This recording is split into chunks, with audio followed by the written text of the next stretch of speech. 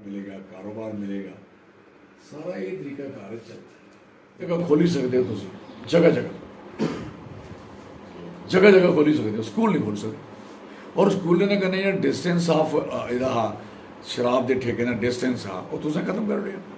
खत्म क्या कर दिया तुसें ये भी आर्डर कर दिया इस सरकार ने कि ग्रोसरी की दुकान पर, किराने की दुकान पर भी तुस लोग बेर खोल बेर बेच सकते।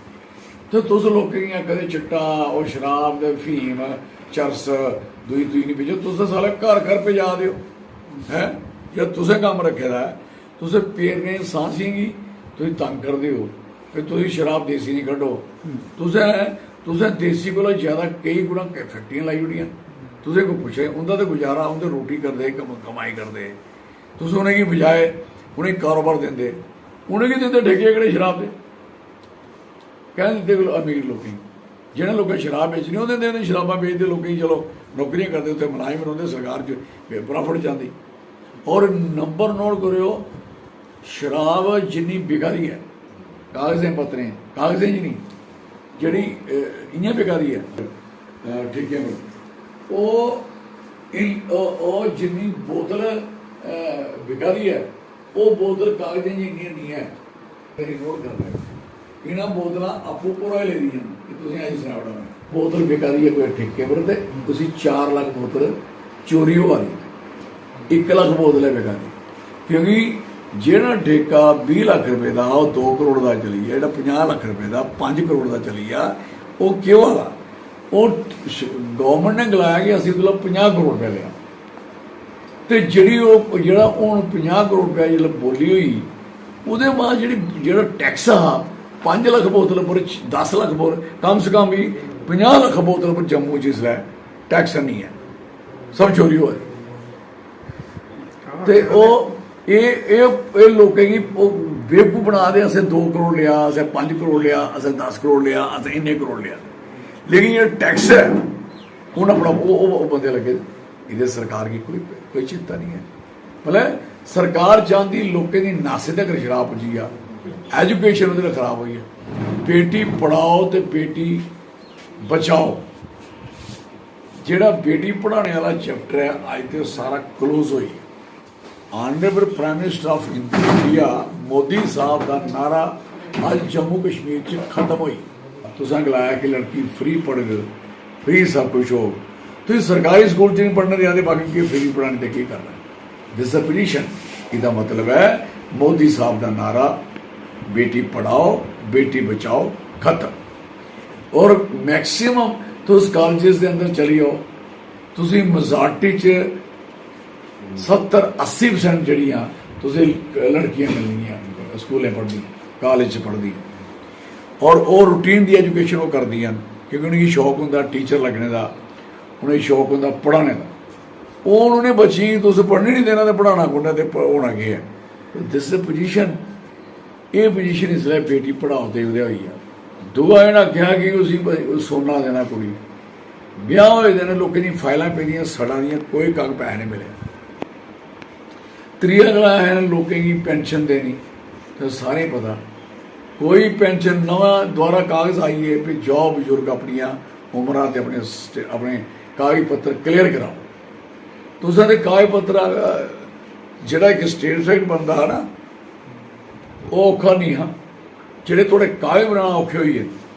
और दुनिया भर के कार्ड तुसें एक बंदे को 15 कार्ड ये ड्रामेबाजी है। तुसें कोई आर्डर नहीं कट सकी सरकार। आयुष वाला जोड़ा लोग आयुष्मान वाला कार्ड है टोटली फ्रॉड है, झूठ है। आयुष्मान का कार्ड कुत्थे चलता कि जगह चलता किन्ना चलता किन्ने अमाउंट पर चलता वो अगे वो पैसे उसी नहीं मिलते। आयुष्मान पर एक लिमिट फिक्स है। मी सुनाओ उसकी बीमारी वधी या कौन जिम्मेवार है उस गल का, वो कार्ड ही फिनिश है। लगना मकसद है कि जिसले भी आयुष्मान कार्ड असी नहीं कोई कार्ड बनाएंगे, असी कुछ का कार्ड नहीं बनाएंगे। कोई बंदा बीमार है हॉस्पिटल च इलाज फ्री होएगा।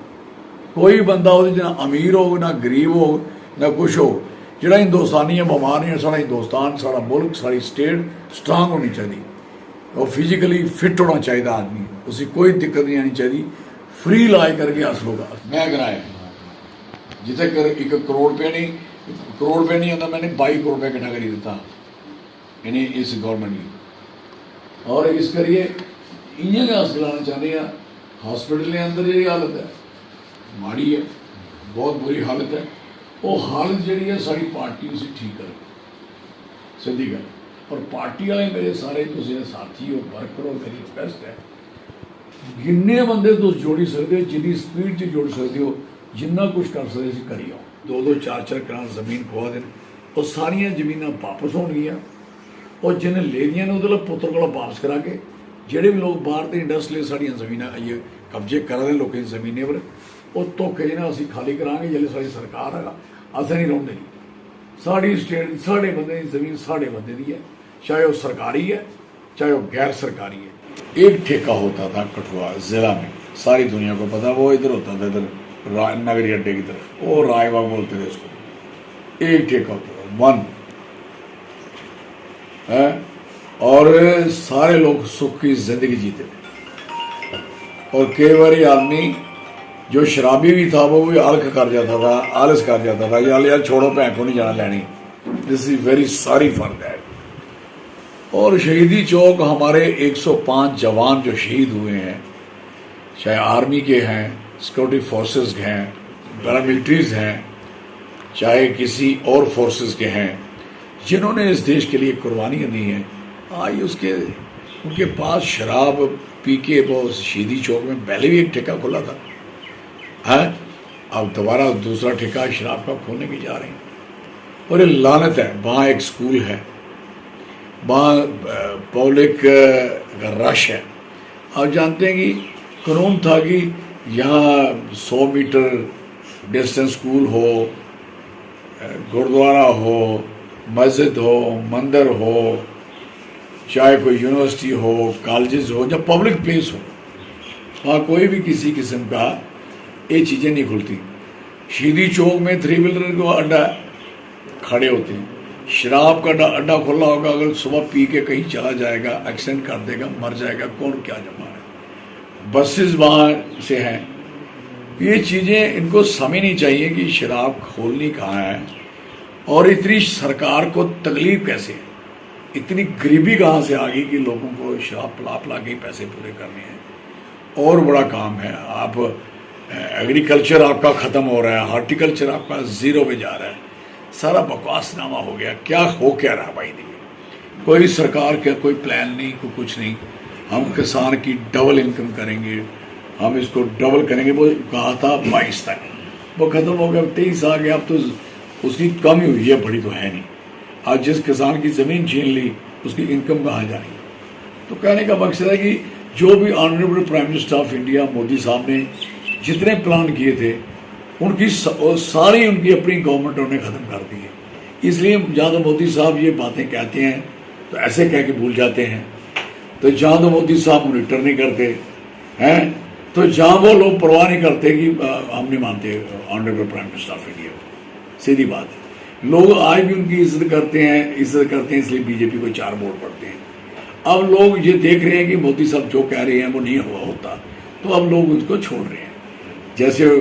जैसे उन्होंने जितनी बातें मैंने पहले कही, जो भी उन्होंने कहा है, चाहे बेटी पढ़ाओ बेटी, उसके आज उस बच्ची की पढ़ाई ख़त्म कर दी जम्मू कश्मीर गवर्नमेंट ने। आए उसकी हेल्थ जो कार्ड है उसका वो 0 पे जा रहा है, कोई उसकी पूछ पड़ताल नहीं है, कहते हैं चल बाहर कार्ड लेके आ गया, इधर नगद पैसे चलने हैं।